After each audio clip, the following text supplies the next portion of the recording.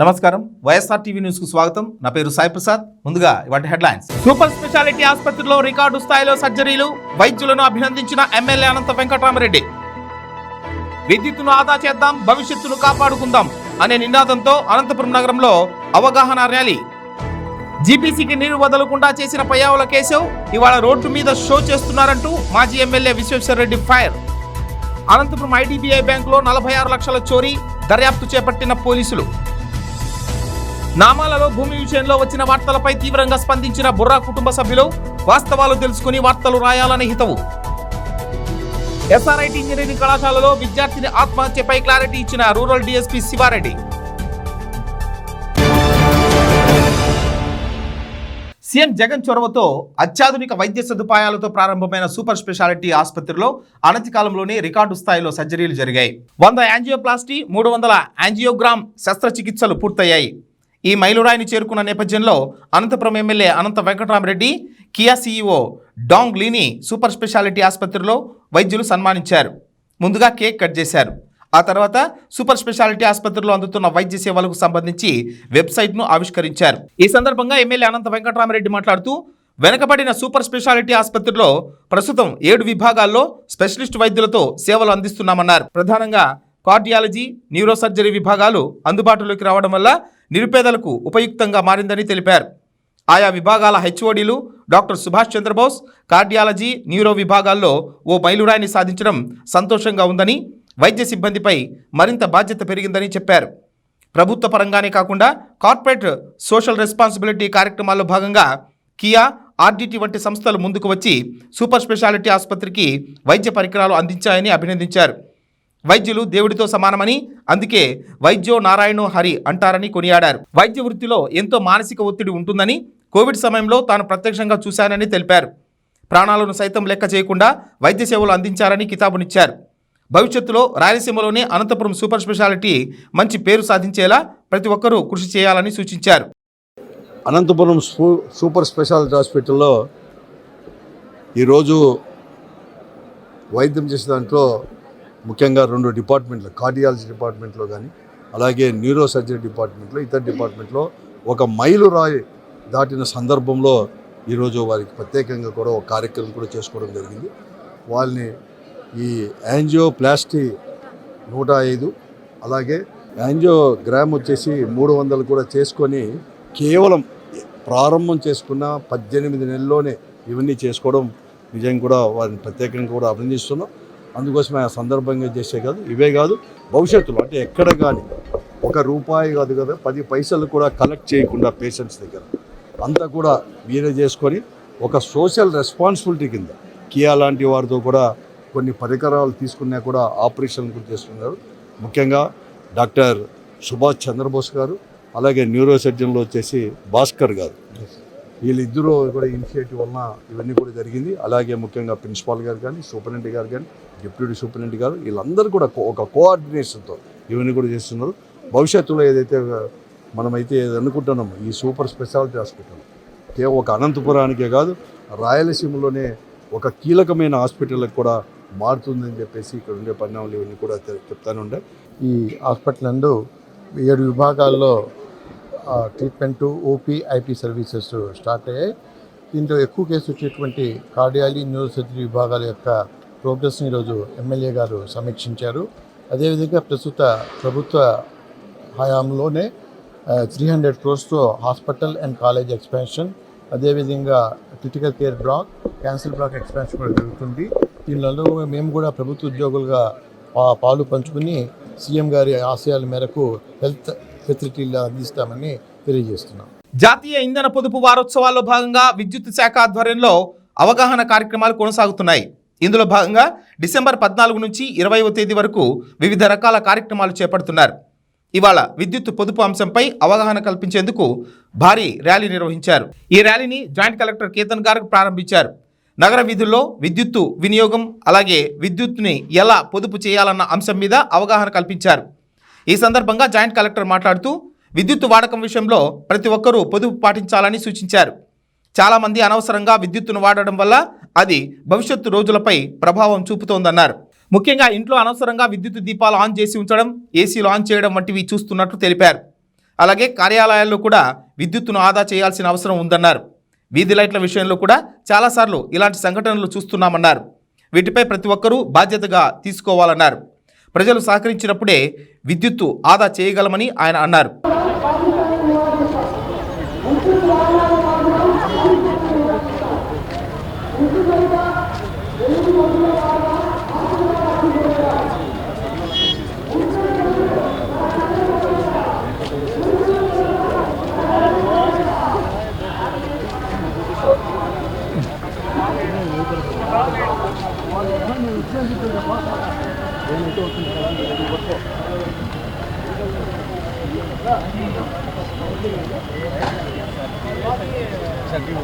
ఈరోజు మన electricity department especially SPDCL ద్వారా ఇది ఎనర్జీ కన్జర్వేషన్ వీక్ సెలబ్రేట్ చేయడం జరుగుతుంది. సో ఎనర్జీ కన్జర్వేషన్ సందర్భంగా ఇప్పుడు ఎస్సీ గారు చెప్పినట్టు మన రాష్ట్రం ద్వారా కూడా 2సారి దాంట్లో నేషనల్ లెవెల్ అవార్డు తీసుకోవడం జరిగింది. So energy conservation is very relevant to everybody of us. అంటే ఈ జస్ట్ గవర్నమెంట్ ఆర్గనైజేషన్స్ వరకు, గవర్నమెంట్ సిబ్బంది వరకు మాత్రమే కాదు, ప్రజలందరికీ కూడా. ఎందుకంటే ఎనర్జీ ఉపయోగం చేయాలంటే చాలా కష్టం అవుతుంది. దాంట్లో నేచురల్ రిసోర్సెస్ కూడా వాడాలి. It may be water, it may be thermal energy, it may be wind power energy, any energy for that matter is very important. So last time కూడా బ్యూరో ఆఫ్ ఎనర్జీ ఎఫిషియన్సీ ఆధారంలో మనకి ఇక్కడ rally conduct చేయడం జరిగింది. ఇప్పుడు energy conservation కూడా చేయాలంటే దానిలో రకరకాలు ఉంటాయి. మనకి డొమెస్టిక్ లెవెల్లో కూడా అర్త్ అవర్ నేను సెలబ్రేట్ చేస్తున్నాము. అర్త్ అవర్లో ఒక గంట సేపు కోసం లైట్స్, ఫ్యాన్స్ అంతా ఆఫ్ చేసి ఒక ఎనర్జీ కన్జర్వ్ చేయాలంటే it also amounts to the large amount of conservation. అదేవిధంగా ఎక్కడైనా ఆఫీసెస్లో కానీ, రెసిడెన్స్లో కానీ, ఎక్కడైనా అనవసరం ఉన్న చోట్లలో, అవసరం లేని పక్షంలో ఖచ్చితంగా మన ద్వారా ఎలక్ట్రిసిటీ కూడా స్విచ్ ఆఫ్ చేయాలి. అదేవిధంగా ఎనర్జీ కన్జర్వేషన్ దాంట్లో బిల్డింగ్స్లో కూడా మనకి కన్స్ట్రక్షన్ జరిగినప్పుడు కూడా ఎనర్జీ కన్జర్వేషన్ స్పెసిఫిక్ కూడా మనకి ఎలిమెంట్స్ ఉంటాయి, అప్లయన్సెస్ ఉంటాయి. స్టార్ రేటింగ్ బట్టి కానీ, అదేవిధంగా నాన్ స్టార్ రేటింగ్ బట్టి కానీ కూడా అప్లయన్సెస్ మన ద్వారా యూస్ చేయాలి. Similarly for the purpose of government institutions also ఇప్పుడు అనంతపూర్ జిల్లాలో కూడా మేము అంతే we are promoting the wind power also, thermal power, wind power and the pump storage power also. These all are the other alternative methods of power production అనమాట. So దీని వరకు కూడా ఈరోజు ఎస్పీడీసీఎల్ వాళ్ళ నుంచి ఈ ర్యాలీ కండక్ట్ చేయడం జరుగుతుంది. So I really thank SC, SPDCL and all is entire team, ఈ కానీ, డి కానీ, and all the other officers who are participating in the rally, and their message is to clean energy and save energy, because clean energy and save energy is the future of the country, not just future of the country but also the future of the our mother planet earth. Even Anantapur టౌన్లో కూడా నేను చాలాసారి చూస్తున్నాము. అంతే పొద్దున 6 AM తర్వాత, 5:30 AM తర్వాత ఇది natural light వచ్చిన తర్వాత కూడా మన వాళ్ళు అంతే పబ్లిక్ లైట్ కూడా ఆన్లో ఉంటుంది. అదేవిధంగా రూరల్ పల్లెలు కూడా అదే సమస్య ఉంటాయి. సో దానిపైన కూడా సచివాలయం అంటే ఎస్పీడీసీఎల్ ద్వారా ఖచ్చితంగా దాంతో కూడా ఇనిషియేటివ్ తీసుకొని అందరికీ చెప్పేసి ఆ లైటింగ్ టైమింగ్ అయితే ఖచ్చితంగా ఫిక్స్ చేయాలి. ఈ స్ట్రీట్ లైట్ ఏ టైంకి వాడకూడదు, ఏ టైంకి వాడాలి, అదే కూడా అందరికీ కూడా చెప్పాలి.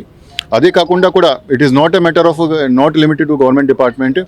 ప్రజల నుంచి కూడా ఖచ్చితంగా ప్రజల నుంచి కూడా, సొసైటీ నుంచి కూడా అవేర్నెస్ వచ్చిన తర్వాత వాళ్ళ నుంచి కూడా డిమాండ్ రావాలి. సో వాళ్ళు అవేర్నెస్ బట్టి ఖచ్చితంగా గవర్నమెంట్ సిస్టమ్స్ కూడా రెస్పాండ్ అవుతారు. So it is collective of both government as well as society. So అది కూడా చేయడం జరుగుతుంది. ఉరవకొండ ఎమ్మెల్యే పయ్యావుల కేశవ్ ఇవాళ గుంతకల్లు బ్రాంచ్ కెనాల్కు నీరు ఇవ్వాలంటూ ఆందోళన చేసిన సంఘటన మీద మాజీ ఎమ్మెల్యే విశ్వేశ్వరరెడ్డి తీవ్రంగా స్పందించారు. అనంతపురం జిల్లా వైసీపీ కార్యాలయంలో ఆయన మీడియాతో మాట్లాడుతూ రైతుల ఇబ్బందులను గమనించి తాము అధికారులపై ఒత్తిడి తెచ్చి ఎన్నో ప్రయత్నాలు తర్వాత నీరు వదిలేందుకు 10 రోజుల క్రితం ప్రయత్నం చేశామని, అయితే కేశవ్ అతి తెలివితేటలతో వారి సర్పంచ్ని అలాగే తెలుగుదేశం పార్టీ నాయకులను రెచ్చగొట్టి అడ్డుకున్నారని విశ్వేశ్వరరెడ్డి ఆరోపించారు. ఆ రోజు నీరు వదిలి ఉంటే కోట్ల రూపాయల మేర పంటలకు నీరు అంది ఉండేదన్నారు. కానీ ఇప్పుడు రైతులపై ప్రేమ ఉన్నట్లు నటిస్తూ జాతీయ రహదారి మీద ఆందోళన చేశారని ఆగ్రహం వ్యక్తం చేశారు. ఎందుకు ఇంత నీచ రాజకీయాలకు పాల్పడుతున్నావని, రైతులను ఎందుకు బలి చేస్తున్నావు అంటూ ఆయన ప్రశ్నించారు. 10 కిలోమీటర్ల అవతల నీరు వదలకుండా అడ్డుకున్న నువ్వు 10 కిలోమీటర్ల యువతల నీరు వదలాలంటూ ఆందోళన చేస్తావా అంటూ ఫైర్ అయ్యారు. ఎన్నికల సమయంలో రాజకీయాలు చేసుకోవాలి కానీ రైతుల విషయంలో ఇలాంటి డ్రామాలు ఆడుతూ వారి కడుపు కొట్టవద్దని విశ్వేశ్వరరెడ్డి పయ్యావుల కేశవ్కు హితవు పలికారు. అధికారికంగా ఇవ్వడానికి ఉన్నటువంటి ఆటంకాలు వాటిని అధిగమించి అనధికారికంగా అయినా వాళ్ళకి నీళ్ళు ఇచ్చేటువంటి ప్రయత్నం రైతుల యొక్క ఇబ్బందుల్ని, రైతుల యొక్క కష్టాలని దృష్టిలో పెట్టుకొని చాలా తీవ్రమైనటువంటి ప్రయత్నం చేశాం మేము. అక్కడ నీళ్ళు ఇవ్వడానికి ప్రయత్నం చేసేటప్పుడు నీళ్లు కరెక్ట్గా ఇచ్చే టైంలో కేశవ్ వాళ్ళకు సంబంధించినటువంటి సర్పంచును, తెలుగుదేశం పార్టీకి సంబంధించిన 1-2 గ్రామాల వాళ్ళని రెచ్చగొట్టి నీళ్లు విడుదల చేయకుండా తీవ్రంగా అడ్డుపడడం జరిగింది. ఇది గ్రామాల మధ్య ఘర్షణ వాతావరణం రాకుండా అధికార పార్టీ అయినా కూడా మేమంతా కూడా సంయమనం పాటించడం జరిగింది. ఈ సందర్భంగానే అదే కేశవ్ మళ్ళా వచ్చి ఈరోజు బళ్ళారి అనంతపూర్ రోడ్డు పైన బైఠాయించినాడు. ఏం బైఠాయింపులా ఆయన చెప్పిందంటే నీళ్లు వదలండి జీబీసీ ఆయకట్టుకు అంద్రినివా నుంచి అని చెప్పి ఆయన డిమాండ్ చేశాడు. దానికోసం జీబీసీ రైతుల పేరు మీద తెలుగుదేశం పార్టీ కార్యకర్తల మీటింగ్ ఒకటి ఏర్పాటు చేసుకొని వాళ్ళ సొంత గోడౌన్లో అక్కడ రోడ్డు పైన షో చేసినాడు. దానికి 10 కిలోమీటర్ల దూరంలోనే తెలుగుదేశం పార్టీకి సంబంధించిన ఆ మండలంలో 1-2 సర్పంచులు గెలిచారు. తెలుగుదేశం పార్టీకి సంబంధించిన వ్యాసాపురం సర్పంచ్ సీతారాముల ఆధ్వర్యంలో అక్కడ మేము నీళ్ళు వదలడానికి పోతే అక్కడ విడపనకల్ రైతులకు అక్కడ సంబంధించిన రైతు నాయకుల్ని వాళ్ళందరినీ కూడా వాళ్ళు నీళ్ళు వదలకుండా అడ్డుపడడం జరిగింది. 10 కిలోమీటర్ల దూరంలోనే ఒకవైపు నీళ్లు వదలకూడదని ధర్నా చేయిస్తాడు. 10 కిలోమీటర్ల యువతలు వచ్చి తాను నీళ్లు వదలాలా, మానవత్వంతో వదలాలని చెప్పి ఈడొచ్చి బైఠాయింపు చేస్తాడన్నమాట. ఇంత నీచమైన రాజకీయాలు ఎందుకు చేస్తావు కేశవ్ అని చెప్పి నేను అడుగుతా ఉన్నా. 4.5 ఏళ్ళు ఎమ్మెల్యేగా గెలిచి విజయవాడలో కూర్చున్నావు. ఈ 10 రోజులు కూర్చోయింటే జీబీసీ రైతులకు నీళ్ళు ఇచ్చి కోట్ల రూపాయల పంటను కాపాడడానికి అవకాశం ఉంది. 2 రోజుల పాటు అక్కడికి వచ్చినటువంటి మిషనరీని వీటన్నిటిని కూడా వెనక్కి పంపాల్సి వచ్చింది. ఈరోజు అధికారంలో ఉన్నాడు మేము ఇచ్చేకపోతా ఉంటే నువ్వు కూర్చోవాలి కదా, సహకరించాలి కదా. నువ్వు అధికారంలో ఉన్నప్పుడు నేను సహకరించలేదా? రైతుల ప్రయోజనాలు దృష్టిలో పెట్టుకుని నువ్వు కూర్చోకుండా నీ మనుషులను పంపించి నీళ్ళు వదలకుండా అడ్డుపడతావా? నేను ఇప్పుడు కూడా చెప్తా ఉన్నా కేశవ్, నువ్వు ఇన్ని నీతులు చెప్తావే, 1 గంట సేపు 2 గంటల సేపు నీకు సంబంధించిన పార్టీ వాళ్ళని ఆ కాలువ మీద కూర్చోకుండా ఇంటికి బొమ్మను మేము మొత్తం పంటనంతా కాపాడుతామని చెప్పి ఈ సందర్భంగా నేను తెలియజేస్తా ఉన్నాను. నీకు నిజంగా రైతుల పట్ల ప్రేమ ఉంటే, నిజాయితీ ఉంటే నీవు నీ మనుషుల్ని వెనక్కి పిలుచుకో. నువ్వు ఏదైతే ధర్నా చేసావో, నువ్వు ఏదైతే డిమాండ్ చేసావో దాన్ని మేము సంపూర్ణంగా దాన్ని పరిష్కారం చేస్తాం. నువ్వు సహకరించమని చెప్పి నేను కోరుతా ఉన్నా. రాజకీయం మళ్ళా చేసుకుందాం, ఎలక్షన్లు రేపు వస్తాయి, నువ్వేం చేసినావో నేనేం చేసినామో మా గవర్నమెంట్ ఏం చేసిందో మీకెందుకు ఓటేలో మేము చెప్పుకుందాం. కానీ రైతులు కోట్ల రూపాయలు నష్టపోతూ ఉంటే తప్పుడు రాజకీయాలు, నీ అతి తెలివి రాజకీయాలు, రైతులు కడుపు ఎందుకు కొడతావని చెప్పి అడుగుతా ఉన్నా. అనంతపురం నగరంలోని ఐడిబిఐ బ్యాంకులో 46 లక్షల రూపాయల చోరీ జరిగిన సంఘటన కలకలం రేపింది. బ్యాంకులో చోరీ జరిగిన విషయం ఆలస్యంగా వెలుగులోకి వచ్చింది. ఈ సంఘటనపై బ్యాంకు సిబ్బంది పోలీసులకు ఫిర్యాదు చేయడంతో డీఎస్పీ ప్రసాద్ రెడ్డి వెంటనే స్పందించారు. తన సిబ్బందితో కలిసి బ్యాంకులో ఉన్న పరిస్థితిని పరిశీలించారు. చుట్టుపక్కల ఉన్న అన్ని అంశాలను గమనించారు. సీసీ కెమెరాల ద్వారా పరిస్థితులను అంచనా వేశారు. బ్యాంకు సిబ్బంది ఫిర్యాదు మేరకు కేసు నమోదు చేసుకున్నామని, త్వరలోనే నిందితులను పట్టుకుంటామని ఈ సందర్భంగా డీఎస్పీ ప్రసాద్ రెడ్డి తెలిపారు. శ్రీ సత్యసాయి జిల్లా చెన్నైకొత్తపల్లి మండలం నామాల పంచాయతీలో ఒక భూమి విషయంలో వచ్చిన వార్త మీద బుర్రా కుటుంబ సభ్యులు తీవ్రంగా స్పందించారు. బుర్రా శ్రీనివాస్ రెడ్డి, బుర్రా కృష్ణారెడ్డి, బుర్రా వెంకటరామరెడ్డి, బుర్రా రామిరెడ్డి, బుర్రా రమాదేవిలు మాట్లాడుతూ, మేము మా వారసులం 3 తరాల నుండి ఇదే 172-3 సర్వే నెంబర్ గల భూమిలో సాగులో ఉన్నామన్నారు. నామాల పంచాయతీలో ఎవరైనా అడిగినా కూడా సాగులో ఎవరున్నది చెబుతారన్నారు.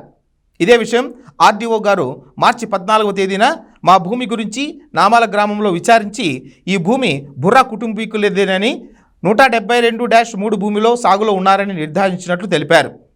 1986లో కురువ పెద్దక్కకు ఇచ్చిన డీ పట్టాను రద్దుపరిచి సాగులో ఉన్న బుర్రా కుటుంబీకులకు ఒక్కొక్కరికి 1 ఎకరా చొప్పున ఇవ్వమని చెన్నై కొత్తపల్లి ఎంఆర్ఓకి ఆదేశించిన విషయాన్ని గుర్తు చేశారు. ఇప్పుడు కూడా సాగులో కానీ ఆన్లైన్లో కానీ బుర్రా కుటుంబీకుల పేరు మీదనే వ్యవసాయ భూమి ఉందన్నారు. ఈ భూమిని వైఎస్ఆర్సీపీ పెద్దల అండదండలతో ఆక్రమించామని రాయడం, మా ఈ భూ సమస్యలో రాజకీయాలను లాగడం చాలా బాధాకరమైన విషయమన్నారు. ఇప్పటికైనా వాళ్లకు సదరు భూమి వివరాలను విచారించకుండా తోచినది రాసి నామాల గ్రామంలో కక్షలు కార్పణ్యాలకు కారణం కాకూడదని రైతులు విజ్ఞప్తి చేశారు. సత్యసాయి జిల్లా సీకేపల్లి మండలం యాదండి పంచాయతీ నామాల గ్రామం నుంచి బి నాగేందర్ రెడ్డి. ఆర్డీఓ గారు మా మొత్తం రికార్డ్ అంతా పరిశీలించి సాగులో ఎవరున్నారని చూసుకున్న తర్వాత విఆర్ఓ గారు ఎంఆర్ఓ గారు మొత్తం పరిశీలించిన తర్వాత ముందు నుంచి వీళ్ళే సాగులో ఉన్నారు అందరినీ విచారించిన తర్వాత నలుగురికి మా అన్నదమ్ములకి ఒక్కొక్కరికి ఎకరా చొప్పున 1B చేయడం జరిగింది.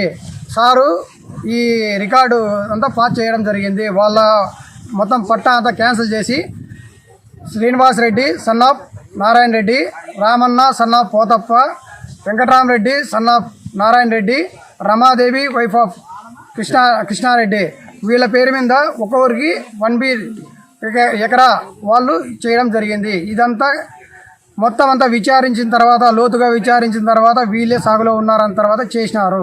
మేము 3 తరాల నుంచి మా భూమి సాగు చేస్తున్నాము, ఇప్పుడు కూడా సాగు చేస్తూనే ఉన్నాము. కావున 2014 గవర్నమెంట్ టీడీపీ గవర్నమెంట్ వచ్చినప్పుడు వాళ్ళు ఏదో పట్టా చుట్టి సృష్టించుకొని మా భూమిని ఒక సిఐ దగ్గరికి పిలిపించి భయభ్రాంతులు చేసి మా మీద కేసులు పెట్టినా కానీ మేము భూమిని అయితే వదలలేదు. అప్పటికి వదలలే, ఇప్పటికీ వదలలే. ఇప్పుడు కూడా మేము సాగులో ఉన్నాము. ఇప్పుడు కూడా మేము సాగులో ఉన్నాము. అవి నిజానిజాలు తెలుసుకొని విఆర్ఓ గారు, ఎంఆర్ఓ గారు, ఆర్డీఓ గారు మొత్తం అందరికీ మాకి నలుగురికి ఒక్కొక్కరికి ఎకరా చేయించి 172 మూడో లెటరు సర్వే నెంబరు మాకి ఒక్కొక్కరికి 1 ఎకరా ఇవ్వడం జరిగింది. ఎప్పుడైనా కానీ ఊర్లో విచారించుకొని వాళ్ళు 1 సంవత్సరము సాగులో చేసినారన్నా కానీ మేము విడిచిపెట్టేకి సిద్ధమే. మాకి ముందు నుంచి ఎప్పటి నుంచినో ఈ భూమి చేస్తున్నాం కాబట్టి మేము అదే పోరాడినాము. మాకు ఆర్డీఓ గారు అన్ని చూసిన తర్వాతనే ఇవన్నీ ఇచ్చినారు. మాది కూడా నామాల గ్రామ నివాసమే. మేము మా పుట్టక ముందు నుంచి కూడా ఈ భూమికి సంబంధించిన రైతులు బుర్రా పోతప్ప కుమారులే సాగులో ఉన్నారు. అంతకుముందు కూడా వీళ్ళే సాగులో ఉండి కూడా అనుభవించుకుంటూ పంట తీసుకుంటున్నారు. నిజాలు నేను చెప్పేదే కాదు, ఇంకా 2-3 విచారించుకోండి. భూమి అయితే ఇప్పటికీ వీళ్ళే సాగులో ఉన్నారు. అనంతపురం జిల్లా బుక్కరాయ సముద్రం మండలం ఎస్ఆర్ఐటి ఇంజనీరింగ్ కళాశాలలో ఇంజనీరింగ్ విద్యార్థిని ఆత్మహత్యకు సంబంధించి డీఎస్పీ శివారెడ్డి క్లారిటీ ఇచ్చారు. నిన్నటి రోజు కళాశాల వసతి గృహంలో కవిత ఫ్యాన్కు ఉరివేసుకుని ఆత్మహత్య చేసుకుంది. కవిత స్వగ్రామం పుట్లూరు మండలం ఏ కొండాపురం గ్రామం కాగా ఎస్ఆర్ఐటి ఇంజనీరింగ్ కళాశాలలో సిఈసి సెకండ్ ఇయర్ చదువుతోంది. గత కొన్ని రోజులుగా డిప్రెషన్కు గురై నెగిటివ్ ఆలోచనలతో చదువు మీద దృష్టి పెట్టలేక ఇబ్బంది పడింది. ఈ క్రమంలోనే విద్యార్థిని ఆత్మహత్య చేసుకున్నట్లు డీఎస్పీ శివారెడ్డి తెలిపారు. తాము తల్లిదండ్రులను, విద్యార్థులను అలాగే కళాశాల యాజమాన్యాన్ని విచారించామని, అలాగే విద్యార్థినికి సంబంధించిన సూసైడ్ నోటు కూడా దొరికిందని తెలిపారు. సూసైడ్ నోటు ఆధారంగా ఆ విద్యార్థిని ఆత్మహత్యకు గల కారణాలు తెలిశాయన్నారు. ప్రాథమికంగా ఇందులో కళాశాల తప్పిదం కానీ మరెవరి తప్పిదం కానీ లేదని డీఎస్పీ స్పష్టం చేశారు. పోస్టుమార్టం నివేదిక తర్వాత పూర్తి స్థాయిలో దర్యాప్తు చేస్తామని డీఎస్పీ తెలిపారు.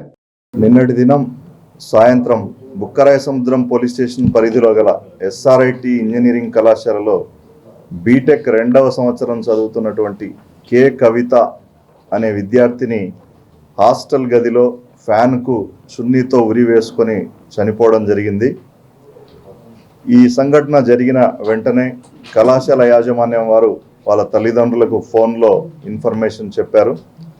ఈ విషయం పైన అమ్మాయి తండ్రి వచ్చి బుక్కరాయ సముద్రం పోలీస్ స్టేషన్లో ఫిర్యాదు చేయడం జరిగింది. దానిపైన కేసు నమోదు చేయడం జరిగింది.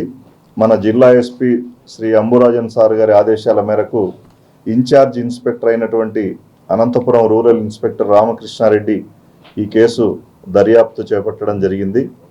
దర్యాప్తులో భాగంగా శవ పంచనామా సమయంలో సాక్షులు అంటే తోటి విద్యార్థులు, హాస్టల్ వార్డెను వీళ్ళు చెప్పినటువంటి సాక్ష్యాన్ని బట్టి కవిత అనే అమ్మాయి నిన్న సాయంత్రం 4:45 స్నాక్స్ కోసమని తోటి రూమ్మేట్స్ అందరూ వెళ్ళగా ఈ అమ్మాయి వెళ్లకుండా రూమ్లోనే ఉండిపోయిందని, తర్వాత స్నాక్స్ తీసుకొని రూమ్మేట్స్ అందరూ తిరిగి వచ్చి చూస్తే రూమ్ యొక్క తలుపు లోపల నుండి గడియ వేసుకొని ఎంత పిలిచినా పలకలేదని వాళ్ళు వెంటనే హాస్టల్ వార్డెన్కు తర్వాత తోటి విద్యార్థులకు ఈ విషయాన్ని చెప్తే అందరూ వచ్చి ఆ రూమ్ యొక్క కిటికీ గ్లాస్ను పగులగొట్టి చూస్తే లోపల కవిత ఫ్యాన్కు చున్నీతో ఉరి వేసుకొని వేలాడుతూ కనపడుతూ ఉందంట. వాళ్ళు వెంటనే ఈ విషయాన్ని అందరికీ చెప్తే అందరూ కలిసి బలవంతంగా తలుపును తోసివేసి లోపలికి వెళ్ళి ఏమైనా ప్రాణంతో ఉందేమో అనే ఉద్దేశంతో ఆ అమ్మాయి యొక్క చున్నీని కత్తెరతో కత్తిరించి కిందికి దించి హుటాహుటిన సవేరా ఆసుపత్రికి బాడీని తరలించడం జరిగింది. తర్వాత అక్కడ డాక్టర్లు పరీక్షించి అప్పటికే చనిపోయిందని చెప్పడం జరిగింది. వెంటనే బాడీని తదుపరి కార్యక్రమం అంటే శవ పంచనామా పోస్ట్ మార్టం నిమిత్తం అనంతపురం జీజీహెచ్ హాస్పిటల్కు తరలించడం జరిగింది. ఆ తర్వాత నేరస్థలాన్ని పరిశీలించినప్పుడు దర్యాప్తు అధికారి అక్కడ ఆ అమ్మాయి హాస్టల్ గదిలో అంటే రూమ్ నంబర్ 22లో ఒక సూసైడ్ నోట్ దొరికింది. అందులో తనకు బ్రతకాలని లేదు, తాను నెగిటివ్గా ఎక్కువగా ఓవర్ థింకింగ్ చేస్తున్నాను, ఈ భూమికి భారంగా పరిణమించినాను, తల్లిదండ్రులకు అన్యాయం చేసి చనిపోతున్నాను అని ఆవేదన భరితంగా తన యొక్క మానసిక వ్యధను తెలియజేస్తూ ఆ సూసైడ్ నోట్లో వ్రాయడం జరిగింది. దాన్ని కూడా దర్యాప్తు అధికారి సీజ్ చేసుకున్నారు. అదేవిధంగా ఆ అమ్మాయికి నవంబర్ నెలలో ప్రశాంతి మైండ్ కేర్ క్లినిక్ అన్నటువంటి ఆసుపత్రిలో ఈ మానసిక రుగ్మతకు సంబంధించి ట్రీట్మెంట్ తల్లిదండ్రులు ఇప్పించినట్లుగా అమ్మాయి యొక్క పుస్తకాల్లోనే ఒక మెడికల్ ప్రిస్క్రిప్షన్ కూడా దొరకడం జరిగింది. దాన్ని కూడా సీజ్ చేసుకున్నారు. దీన్ని బట్టి చూస్తే ఆ సూసైడ్ నోట్లో అమ్మాయి ఎవరిపైన కూడా నిందారోపణలు చేయలేదు. తన చావుకు కారణం ఫలానా వ్యక్తులని కానీ ఎవరైనా ఆమె కళాశాల యాజమాన్యం పైన కానీ తోటి విద్యార్థుల పైన కానీ లేదా అధ్యాపకుల పైన కానీ ఇతర వ్యక్తులు ఎవరిపైన కూడా అందులో ఎటువంటి ఆరోపణలు లేవు. కేవలం తన మానసిక సంఘర్షణతో లేదా రుగ్మతతో చనిపోతున్నట్లుగా అందులో వ్రాసి ఉంది. అదేవిధంగా డాక్టర్ గారు పోస్ట్ మార్టం చేయడం జరిగింది. ఆ పోస్ట్ మార్టం నివేదిక వస్తే ఇంకా మరణానికి గల కారణం ఏమిటి అనే విషయం కూడా స్పష్టంగా తెలుస్తుంది. దాన్ని బట్టి తదుపరి దర్యాప్తును ముందుకు తీసుకుపోగలమని మీకు తెలియజేస్తున్నాం. ప్రాథమిక సమాచారము ఆ అమ్మాయి యొక్క చేతి వ్రాతలను తల్లిదండ్రులు వాళ్ళు గుర్తించినారు. చేతి వ్రాతలను కూడా అది పరీక్షలకు పంపుతాం. ఎవరి వైపు నుంచి కూడా దీనిపైన ఎటువంటి ఆరోపణలు లేవు. ఇవి వాటి విశేషాలు. మళ్ళీ రేపటి వైఎస్ఆర్ టీవీ వార్తల్లో కలుద్దాం. నమస్కారం.